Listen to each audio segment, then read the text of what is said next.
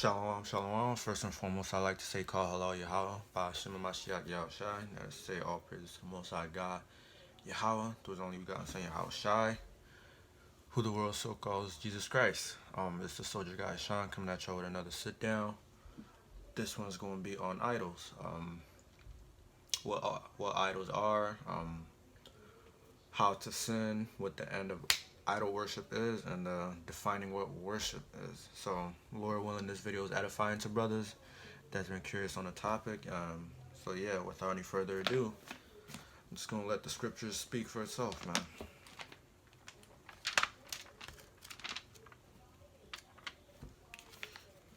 This is the book of Exodus, chapter 20, verse 3. I'm gonna start at verse 2. Matter of fact, let me start at the top. And God spake all these words, saying, I am the Lord thy God, which have brought thee out of the land of Egypt, out of the house of bondage. Thou shalt have no other gods before me. So right then and there we see thou shalt have no other gods before me. So we see right then and there we are to hold the Most High God in reverence, like in a high esteem before everything else. So when Israel makes other images, makes other gods, they're going off. Matter of fact,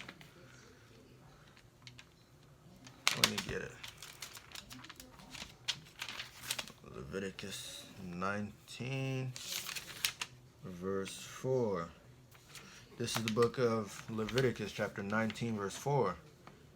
Turn ye not unto idols, nor make yourselves molten gods. I am the Lord your God. You're not supposed to make any other idol. You're not supposed to make any other God. Matter of fact, let's go into that word for idol. Idol definition. You're not an image or representation of a God used as an object or worship. You're not supposed to make an image or representation of God, any God. So we see when the children of Israel were in the wilderness, they gave Aaron their gold, and Aaron made them an idol, a bull, I believe it was. So that would be a form of idol worship or a form of idolatry, because they made an image and reverenced that image as God. So that's what an idol is, an image or representation of God, whether it's an object or whether it's something metaphysical that you reverence. Anything that you reverence above the Most High God, that's idol worship.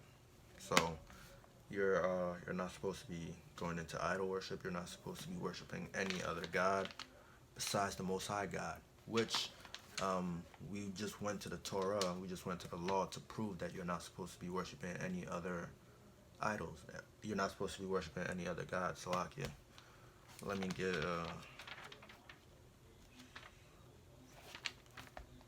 First Chronicles 16.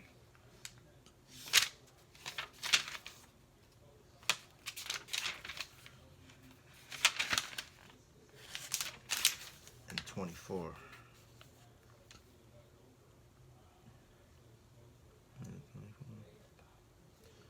Khan.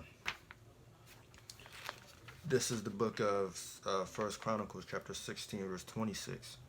For all the gods of the people are idols, or the gods of the people are idols, or false gods, they don't exist. But the Lord made the heavens, so we see him, again, establishing him by himself, that there is no other God besides him. Matter of fact, let me get that precept. What is it? I am the Lord. Matter of fact, I'm going to get that.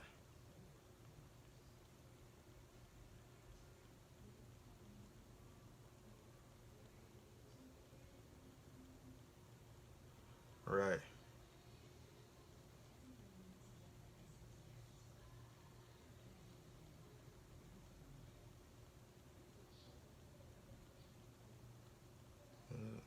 It might be. So Salakia for that. I really had to find that precept.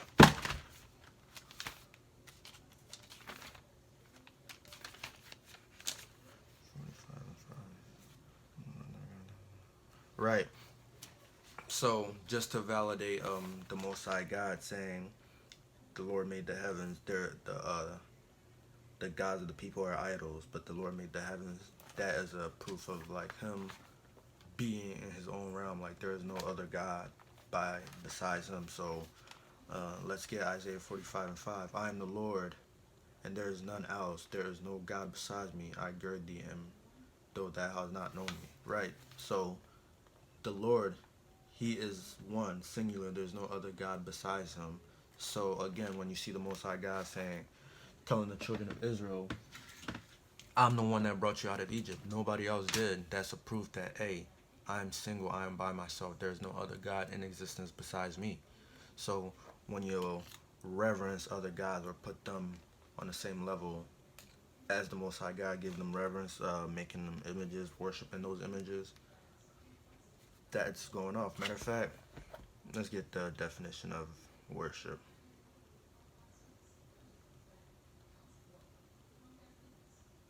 Worship definition. Worship. The definition of worship: reverence offered a divine being or supernatural power. Also, an act expressing such reverence. So when you, it's an act. It's something you do when you, whether it's by how you live, like because we worship the Most High, because we believe the Most High, we follow His laws, statutes, and commandments. We give all praises to the Most God, the Most High God. That's an act of reverence. That's worship. That's worshiping the Most High. So Muslims, for example, they say all praises to Allah or something along those lines. I'm not sure. They give thanks to Allah. That's a form of worship. Allah is an idol. That's a false god. And the Kaaba, the Mecca stone, that's idol. That's idolatry because that's an object that they're reverencing, they're bound to it, they're giving praises to it. Whether they agree or not, that is what they're doing. That's just facts. That is what they're doing. So I'm gonna get the book of Psalms, chapter 115 and verse 4. Right. This goes perfectly with what I was just saying about objects. This is the book of Psalms, chapter 115, verse 4. Their idols are silver and gold, the work of man's hand. Exactly. That never made sense to me. You're a man, but you think you can create God. So like you think you can create something that God can dwell in, or that something that is God. So people take objects or they create objects and they start to give reverence to those objects as if they are God, as if they weren't created before. So that's a form of idol worship too. You're giving credence to an object, or you're giving credence to something that came out of you, like a work that came out of you. God can be created by man. If God can be created, then that God ceases to be God. God is not a created being. So if you can create God, then something's off right there, right? So let's get Ezekiel 4. Let's get Ezekiel 6, verse 4.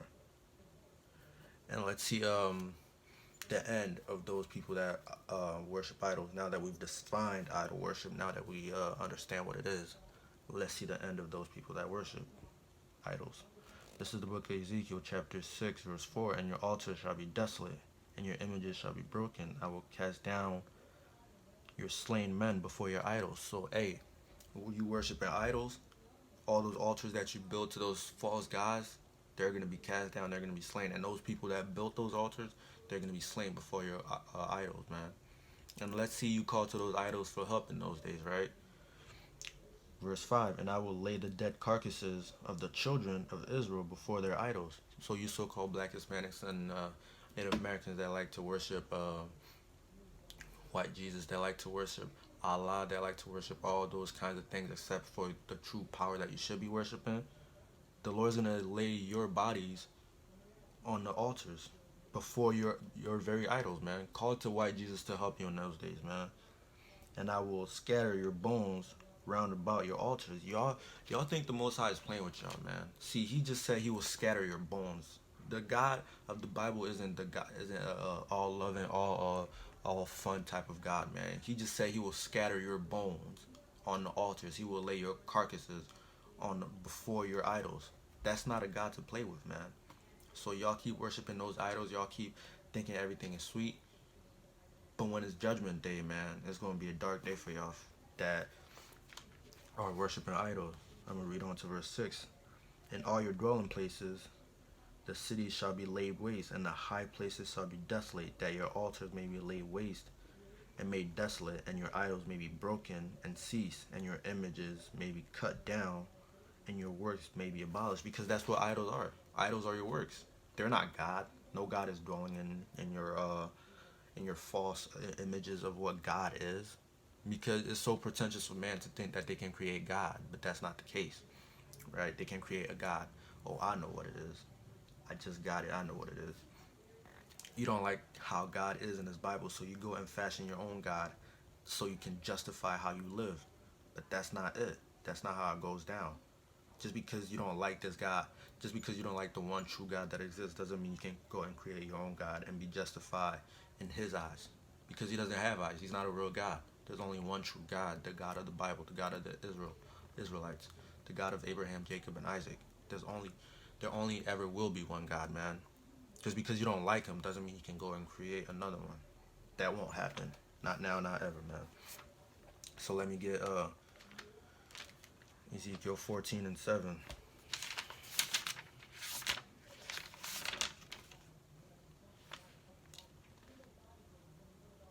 Is it 14?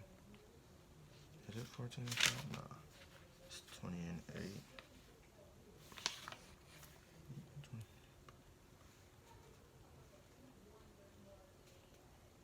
Right. Because the Most High called you. He put watchmen on the corners. He called you. He called you to come out of that idol worship. He called you to stop worshiping white Jesus. I don't know. I can't tell you how many times on the streets people believe we show them a picture of Cesare Borges with the horns and they think like that's actually Jesus. They will fight us tooth and nail because they think that that's Jesus. When clear so-called Jesus, Salakia, they think that that's so-called Jesus. When the Bible clearly depicts Yahushua being a man of my complexion, perhaps even darker. So there's no possible way that he can be white, but they will fight you tooth and nail. Our people, our very own people, find it so far-fetched that Yahushua would look like them. That's crazy, man. And that's idol worship right there. You giving reverence to the white man. You're bowing down to a white man that isn't real, man. But I'm gonna read this. This is the book of Ezekiel, chapter 20, verse 8. They rebelled against me and would not hearken unto me. You rebelled against the Most High. He called you not to worship idols. He called you to worship him in truth and in sincerity by following the laws, statutes, and commandments that he gave you. That's how you show subordination. Like we just said, worship is an act of reverence. When you reverence somebody, you obey what they tell you to do, right? This is how we show reverence to the Most High. This is how we worship him, by following his laws, statutes, and commandments, because they are not grievous, right? They did not every man cast away the abominations of their eyes. All them idol worships, all them pagan gods, them statues that you worship, the so-called Greek gods, right? You worship those. You worship Cedric Borges, the white man. You worship Allah. Those aren't real gods. Neither did they forsake the idols of Egypt, and this land is spiritually called Egypt because we're in bondage, right? You didn't forsake those idols, man. Why won't you forsake these idols, man? You've been calling to white Jesus to save you for how long? For almost 400 years. He still hasn't saved you. You've been calling for Allah to save you for how long? He still hasn't saved you. When will you so-called black Hispanics and Native Americans take the hint, man? Those aren't real gods. There's only one true God. That's the God of the Bible. That's the only God that can save you, man. You're out here giving reverence to wood, stone, gold, and silver like they can save you. But they can't. Only one God can save you, and he's sending his son, Yahushua, to save you, man. You just gotta believe in him and call upon him in his true name, which is Yahweh, man. That's it. That's the only way you're gonna get salvation. Neither did they forsake the idols of Egypt. Then I said, I will pour out my fury upon them to accomplish my anger against them in the middle of the land of Egypt, because you won't let go of your idol worship, man. You won't let go of your idol worship, man. And watch when Yahushua come back and you call him Jesus. His name wasn't Jesus. Watch when you call him Jesus when he comes back, man. It's going to be a grievous day for you so-called black Hispanics and Native Americans that think he's a so-called white man and his name is Jesus, man. His name is not Jesus. and he is not a white man. Y'all worshiping a false image. You're worshiping an idol, which the Most High God told us not to worship. You're praying to a white Jesus like he can save you. He can't. Not now, not ever. Matter of fact, let's go into the book of Wisdom of Solomon. Because even back in Solomon's time, it was going on. King Solomon's time, it was going on, man.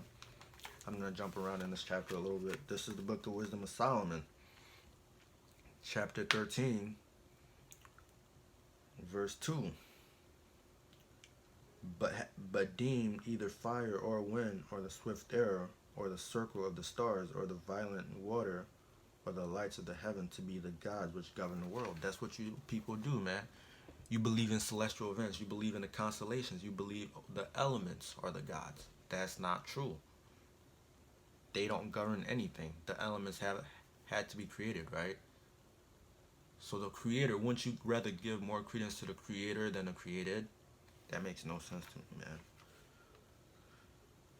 Whose beauty, if they being delighted, took them to be gods? Let them know how much better the Lord of them is. For the first author of beauty have created them, right? So you look at the constellations, you look at fire, you look at the wind, you're like, damn, man, it's so beautiful. It has to be something of divine nature. You're right. It's of divine nature because of the divine footprint or the divine handprint that's left on it. But that's all that's divine about it, man. The Most High God, if the constellations, if the stars, if all the elements look so beautiful, how much more the person that created it, man? How much more? But if they were astonished at the power and virtue, let them understand by them. For how much mightier is he that made them? If you're astonished by the stars, the constellation, damn, man, how did it come to be like that? How much mightier is the person that actually formed it and told it to be like that, man? You're giving credence to the wrong thing. You're putting all your faith in something that's misplaced. I'm going to jump to verse 10. But miserable are they that are in dead things. But miserable are they, and in dead things is their hope. Exactly. You place your hope in dead things.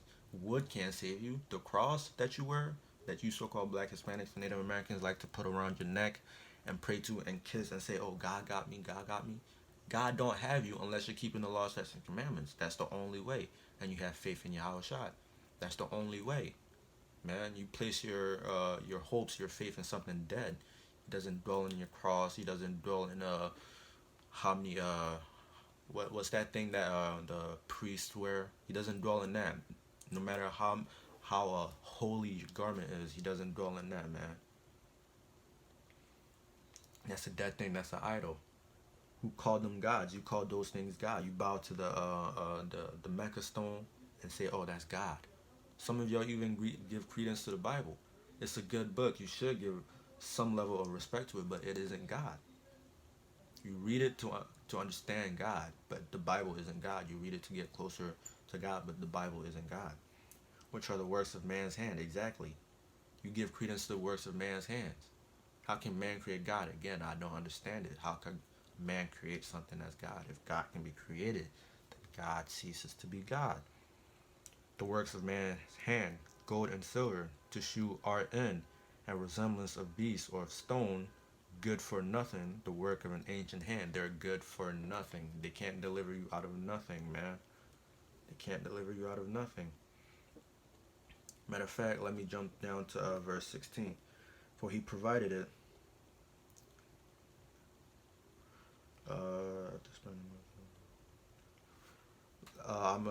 For the context, I'm just going to read down to 19. Now a carpenter that fell of timber after he had sawn down a tree meet for the purpose, and had taken off the bark, all the bark skillfully round about, and have wrought it handsomely, made a vessel where thereof fit for the service of man's life.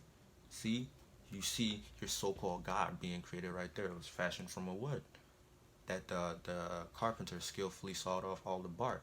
You see your so-called God being created right there. That's the making of him, right? Fit for the service of man's life. Verse 12. And after spending the refuse of his work to dress his meat, and have filled himself, and taken the very refuse among those which served to no use, being a crooked piece of wood, and full of knots, have carved it diligently, when he had nothing else to do. You have nothing else to do but to carve your so-called God, because somehow the God of the Bible didn't appease you, didn't give you whatever you wanted, even though he promised to give you literally everything. He promised to make you the top nation, have all the best things, people reverence you. He promised to make you that. But somehow that wasn't good enough for you. So you had to go in the forest, chop down a tree, carve out all the barks, and work diligently. Use all your time on it to fashion another God, because this one didn't fit your making for some odd reason, right? And formed it by the skill of his understanding, because you couldn't understand the God of the Bible because he's so much above you that you're like, hey man, I don't like this God. I'm gonna go make my own, one of your own understanding, one that suits your needs, because he called you to follow a certain criteria or certain laws that you just weren't built for. When really those are to your benefits, but you're gonna build something of your understanding that lets you do whatever you want to do, right? And fashioned it to the image of a man. God is not in the image of man. Man is in the image of God, but it's not the other way around, you know? So, verse 14, or made it like some vile beast, laying it over with vermilion, with paint color red, and covering every spot therein. And when he had made a convenient room for it, set it in the wall, and made it fast with iron. Verse 16, for he provided it for it that might not fall, knowing that it was unable to help itself. How are you gonna serve a God that can't even stand by itself, man? Like literally stand by itself. You people are weird, man. You people are weird. That it might, for he provided for it that it might not fall, knowing that it was unable to help itself. For it is an image. See that? That's all it is. Cedric Borges, so-called Jesus Christ, is just that, an image. That's not the real deal. Have need of help. Yeah, Cedric Borges can't do nothing without you, man. He's dead in the grave. He's gone. Everything that you guys do, you guys are giving him credence that he can't do by himself. Stop worshiping Cedric Borges. Come back to the true image of Yahweh Shai and do what he tells you to do, right? Then maketh, verse 17, then maketh he prayer for his goods, for his wife and his children, and is not ashamed to speak to that which have no life. So I don't understand it. You literally sat there, went into the woods, chopped down a tree, carved it, made the image, fastened the image, and then prayed to it as if that is somehow God. What criteria? How in your head does that become God when you literally saw the creation of it?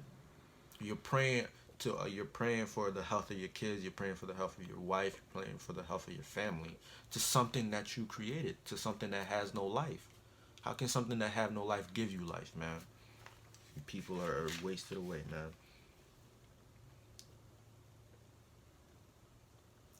And is not ashamed to speak to that which have no life. For health he calleth upon that which is weak. For life he prayeth to that which is dead. For aid humbly beseech that which have least means to help. You're praying to something that really can't help you. The cross, the cobblestone, those things can't help you. Allah, those things can't help you. Buddha, the statue of Buddha, those things can't help you. They have no life. They have the least means to help you. So you guys got to get out of that. And for a good journey he asketh, of which cannot set foot forward. It can't move. It can't do anything. It's literally an image. A graven image that can't do nothing, that you built. And you know this. And for gaining and getting, and for good success of his hands, as if ability to do of him that is most unable to do anything. So you're asking for something to help you when it can't even help itself. Something that you fashioned from your own two hands, you give credence to. That is about as asinine as they come, man. That is about as stupid as they come, man. I'm not gonna lie. And that's what you so-called Black, Hispanics, and Native Americans do, man. That's what you do. You make something from your hands, you fashioned it. The statue of Mary. You make something from your hands, you fashioned it, you make a statue of it, you put it in a church, and you go and you bow down and you pray to it until your knees hurt. And your condition is still the same, but you have failed to realize this. You pray to Mary, you pray to Joseph, for how long? For 4 hours on end. But your condition still doesn't change. And you don't think something strange about that? You don't think something has to change? For all your life, you've been doing the same thing. And nothing changes. That is insanity, man. Doing the same thing over and over, expecting different results. That is insanity, man. Let me get 2 Corinthians, man.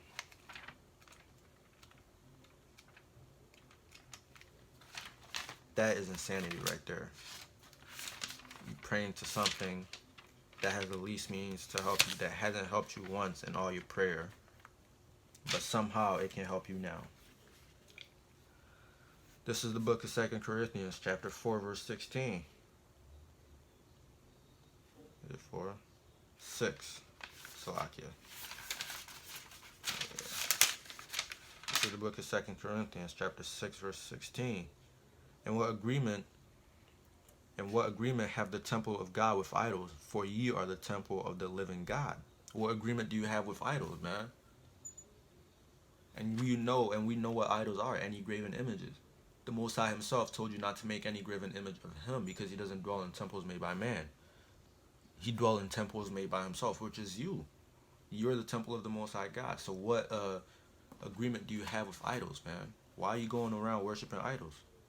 I have no idea why. Because if you claim to follow the Bible, or if you claim to believe in God and follow the Bible tells you not to make any graven images of anything that is of divine nature.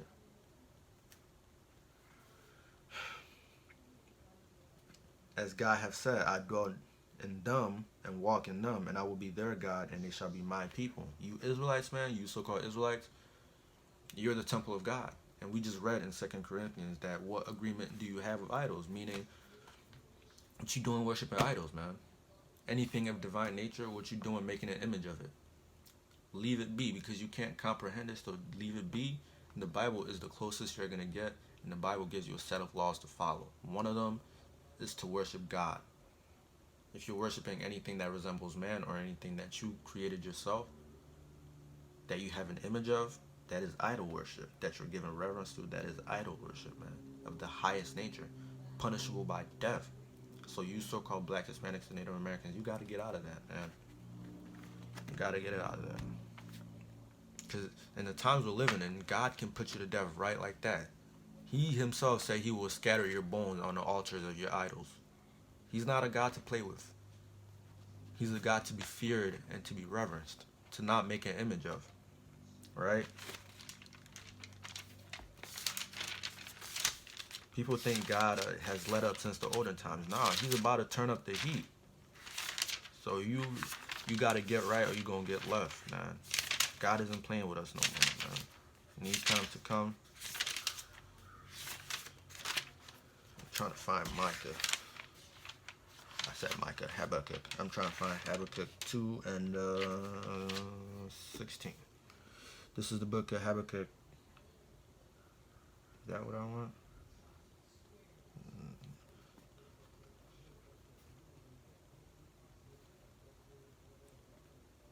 Nah. Alright. I'm going to close out with one of my favorite scriptures. That wasn't what I wanted in Habakkuk.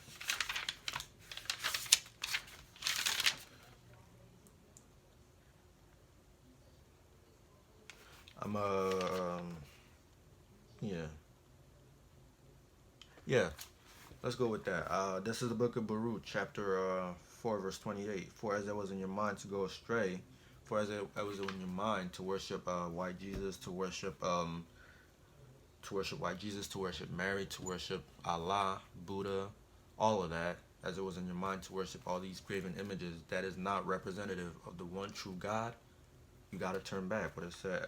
For as it was in your mind to go astray from God, so being returned. So now that you know it's a sin, now that you know, Lord willing, now that you've watched this video, you know that it's a sin, you know that you're not supposed to be doing that, and you've returned to the Most High God, seek him 10 times more. Seek the one true God 10 times more. And how do you do that? By praying and by reading the scriptures, and by attaining counsel from wise men that are experienced in the Bible. You can find them. They're not hard to find, man. If you're truly sincere, the Most High will bring them to your way for you to learn under, man. They're not hard to find. But you better find them quick, because it's going to be a time that comes that we're not going to be that easy to find anymore, man. we're pushing the word out in this much volume, but soon, when the famine of the word comes, you're not going to be able to find us really quick, man. So you're going to have to attain onto wise counsel really quick, man. Learn as much as you can from them. If you do find them, if the Most High has blessed you, like He's blessed all the brothers out there to reveal the truth onto, man. Learn as much as you can, as quick as you can, and try to put in the work, man. Because the time is coming that it's not going to be so easy anymore. Right, verse 29. For He hath brought you these plagues upon you, and shall bring you everlasting joy again with your salvation. So these plagues, worshiping the idols, those are plagues, man. But He's going to bring you everlasting salvation if you return and seek Him 10 times more. If you seek the Most High, God of Israel, God of the so-called Black, Hispanics, and Native Americans, of your fathers, Jacob, Isaac, and Abraham, He will give you everlasting joy, man. And that's one thing I was thinking too, man. People are so quick to sign on to a 10-year plan. Oh, I'm going to become successful in 10-year plan. But literally, the Bible is an everlasting plan for success, man. But you so-called Blacks, Hispanics, and Native Americans don't want to follow that. Look at the conditions you're in. Beggars can't be choosers. So why not turn to this, man? This is the one thing you haven't turned to yet. Why not do it, man? You turn to Jesus, Maria, Islam. They haven't done anything for you. So why not turn to this, which you haven't tried yet? It's a good thing. It's a good question to think about, man. Just think about that. Try the one thing you haven't tried in over what, 2,000 years, and over more than that probably. And let's see how it goes, man. Let's see if it actually yields some fruit. More than likely it is. No, not even more than likely. 100% it is. So stop worshiping those idols. Come back to the law, statutes, commandments, which is your heritage, man. And with that, I hope brothers have been edified. I hope you learned something, and I hope to the Spirit the things that you learned you put into action and you practice, because that's what it is, man. For not the hearers of the word are justified, but the doers. So not only do you have to hear, but you have to do. So now that you've heard, and Lord willing, you understand, you have to do it. You have to put it into practice. You have to come out of idolatry, out of paganism, and worship the God of the Bible in truth and sincerity, and have faith in His only begotten Son, Yahushua, man. With that, I'm going to say Shalom and death to America.